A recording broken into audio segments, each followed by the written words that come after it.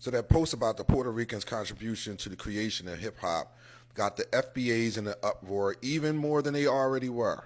And before I address that, let me just set this right here. Breakdancing's in the Olympics this year.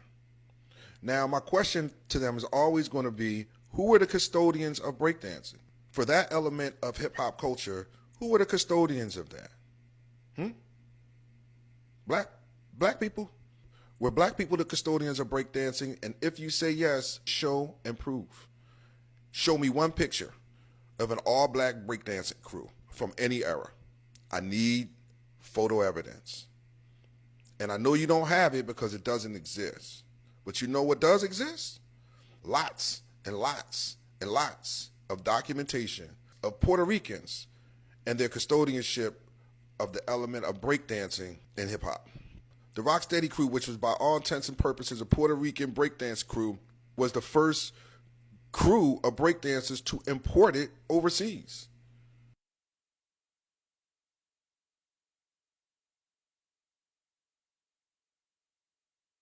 Puerto Ricans.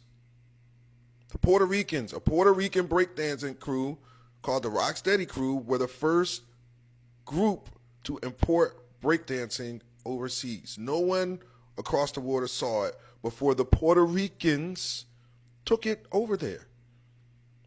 And you want to know how they were able to do that? With expertise, right?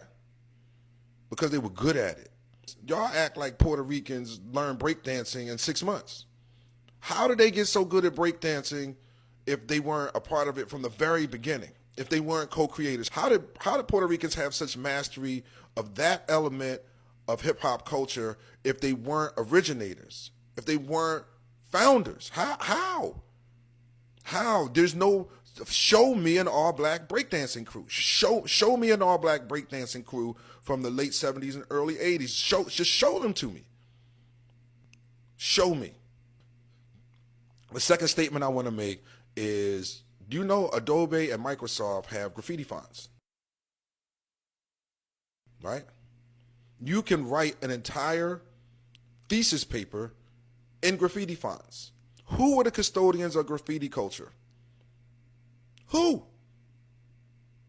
Puerto Ricans and some white dudes were the custodians of graffiti culture. That is a fact. And now those elements of hip hop culture have evolved to where breaking is in the Olympics and Microsoft Word has graffiti fonts. That is the contribution of Puerto Ricans to the culture.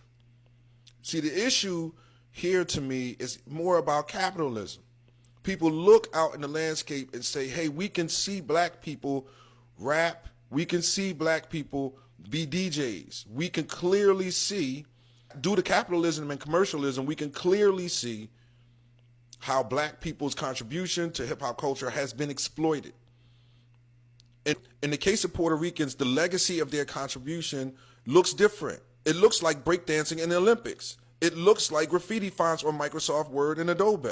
That's what it looks like. So y'all got to get off the bullshit. You FBA motherfuckers got to get off the bullshit and just think your way through this. Like, this isn't hard. This isn't hard. This isn't hard. The individual elements do not equal the sum.